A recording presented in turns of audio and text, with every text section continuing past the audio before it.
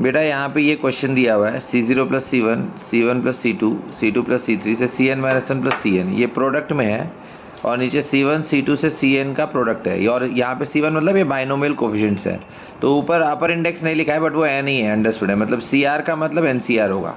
ठीक है, तो ये एक्सप्रेशन का हमें वैल्यू निकालना है।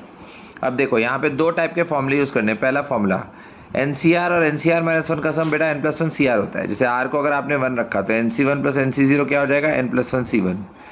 इस फॉर्मूले में R को 2, NC2 प्लस NC1 लिखा तो n+1 C2, और इस फॉर्मूले में R को n रखा तो NCn plus NCn minus n+1 Cn बराबर। तो अब देखो अगर R को 1 रखा तो C1 प्लस C0 बन गया, मतलब पहला वाला ब्रैकेट, तो इसकी जगह हम n+1 C1 लिख सकते हैं। ठीक है, तो ये n+1 C1 बन गया। सेकेंड C1 प्लस C2, अगर 2 रखा तो NC2 प्लस NC1 मतलब C2 प्लस C1, तो ये n+1 C2 हो गया, तो सेकेंड ब्रैकेट बन गया n+1 C2। इसी तरह से लास्ट ब्रैकेट बन गया n+1 Cn बराबर, और डिनोमिनेटर में C1 से Cn का प्रोडक्ट है, मतलब NC1 NC2 NCn से लेके प्रोडक्ट। अब एक और फॉर्मूला होता है n+1 CR+1।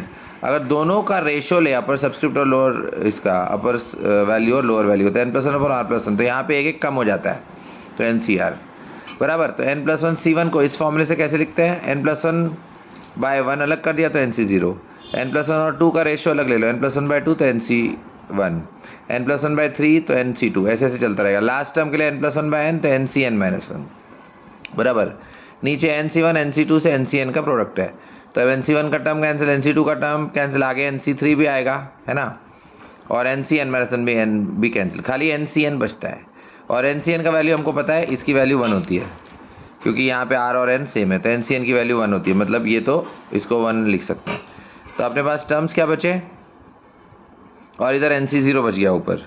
ठीक है, NC0 बच गया, तो उसको भी हम 1 लिख देंगे। जब R की वैल्यू 0 होती है तो भी बाइनोमियल कोफिशिएंट 1 होता है, और जब R और N सेम होता है तो भी, ये तो दोनों टर्म्स ये 1 हो गए।